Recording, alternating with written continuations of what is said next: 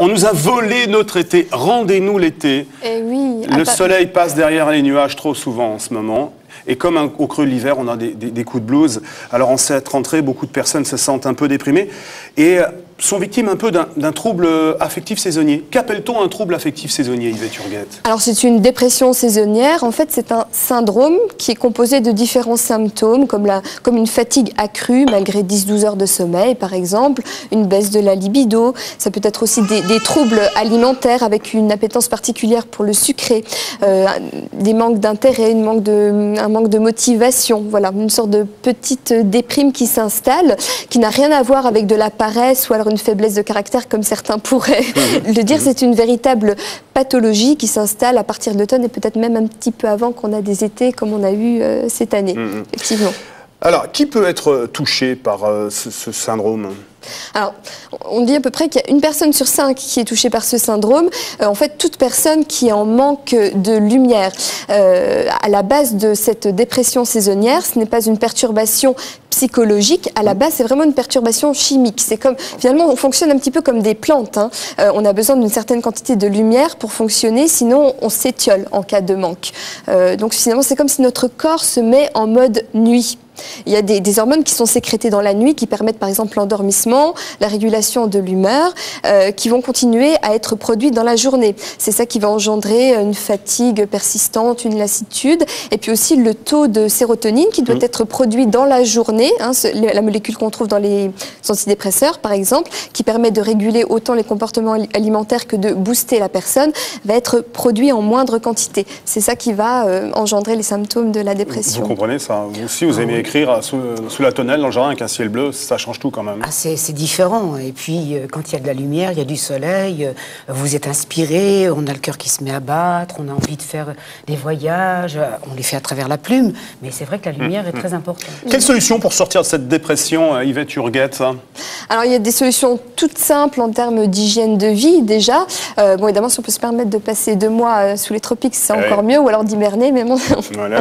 Voilà. Sinon, il y a ce qu'on appelle la luminothérapie qui permet de recaler tous les cycles du sommeil, finalement notre horloge biologique. Alors elle peut se faire de façon naturelle aussi. Vous pouvez par exemple privilégier des promenades en journée, quitte à mettre un gros manteau, une écharpe, les trottoirs ensoleillés.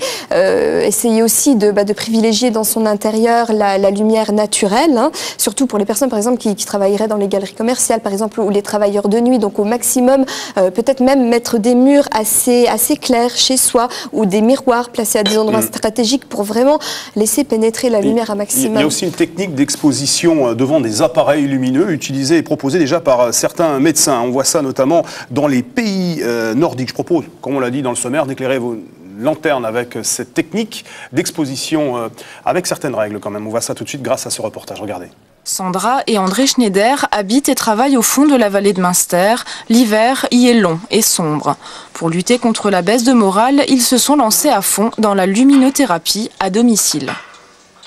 Déjà, je l'ai le matin au petit déjeuner. Après la journée, dans le service, je l'ai près des ordinateurs. Quand je travaille au bureau, comme ici, j'en ai une à côté de moi. Et c'est vrai que quand je suis devant cette lampe, j'ai l'impression de me remonter. Le commerce de ces lampes, qui coûte tout de même autour de 200 €, est déjà prospère dans les pays nordiques. En France, grandes surfaces et magasins labellisés bien-être s'y intéressent de plus en plus, sous le regard attentif des spécialistes. Il faut faire attention parce que ce traitement peut avoir des incidences quand même sur l'œil et nous prenons toujours la précaution ici de demander aux patients s'ils n'ont pas d'affection rétinienne. Car ces lampes sont très puissantes et même si les rayons nocifs de type UV sont filtrés, leur utilisation doit être encadrée. Avant de se lancer, ce commerçant de Colmar s'est beaucoup documenté. Chacune de ses ventes est accompagnée des explications de rigueur pour éviter toute dérive chez ses clients. C'est une lumière qui n'est pas dangereuse, de la même façon que la lumière du soleil n'est pas dangereuse si vous ne restez pas exposé pendant un laps de temps trop important. Donc là c'est pareil, si on reste exposé à une lumière à 20 cm pendant une journée, il est clair que vraisemblablement c'est pas bon. Durée et intensité de l'exposition sont les facteurs à maîtriser pour profiter pleinement de ces appareils. Mais si le moindre doute persiste sur un éventuel état dépressif chronique, un avis médical peut être conseillé. Alors vous noterez notamment que la caméra n'a pas apprécié l'exposition trop prononcée devant la lumière, ce qui provoque dans notre jargon ce qu'on appelle des drops, autrement dit quelques petits parasites. Alors on revient justement sur l'importance d'un diagnostic, Yvette. Voilà. Alors peut-être si on voulait synthétiser, on pourrait trouver par exemple le coup de blues, hein, qui peut, pas de panique, ça peut arriver à tout à chacun, c'est quelque chose de très ponctuel, hein, qui peut perdurer plusieurs jours, mais normalement ça ne s'installe pas, hein, on reprend le dessus. Après il y a la dépression saisonnière, effectivement, qui est diagnostiquée souvent sur une étude longitudinale sur 2-3 ans, parce qu'elle a vraiment cette caractéristique, hein, d'être cyclique, de l'automne au printemps, tous les ans. Voilà. Et il y a effectivement la dépression chronique qui s'installe sur la durée, donc autant en été. Et les personnes font des liens là, du coup, avec des perturbations psychologiques. Donc, dans tous les cas, consultez pour vraiment pointer, faire un diagnostic précis, parce que si vous êtes en dépression saisonnière, peut-être que c'est pas forcément utile de prendre des psychotropes, par exemple. Et à l'inverse, si on est en dépression, la luminothérapie est probablement pas suffisante. Vous avez amené votre petite lampe aussi? Voilà, j'ai emmené ma petite lampe. Ah oui. Et moi, j'ai commencé à m'y remettre. Vous êtes rayonnante. Ça fait un peu une tête de monstre, mais... Non, pas du tout. Non. Un spectre. C'est beau. Voilà. Oui, Jean-Luc qui rigole de l'autre côté de la caméra, ça va? Ouais, ça va. Combien de temps par jour, là, vous faites ça? Alors, ça dépend des personnes. Alors, je vais parler de mon cas particulier, si vous voulez. Oui. Moi, c'est 2 fois un quart d'heure les matins, et je m'y suis remise depuis au moins 15 jours, 3 semaines.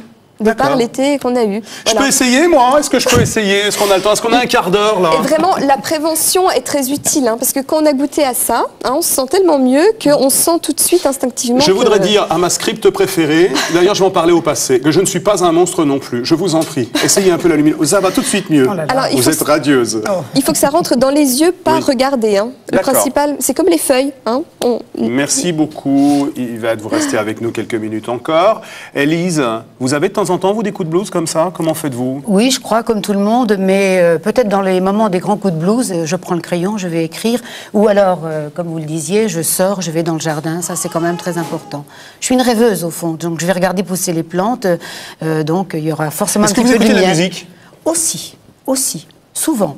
La musicothérapie peut être sympa aussi, on en reparlera, ça peut être un prochain thème. Un prochain thème, pourquoi pas. Voilà.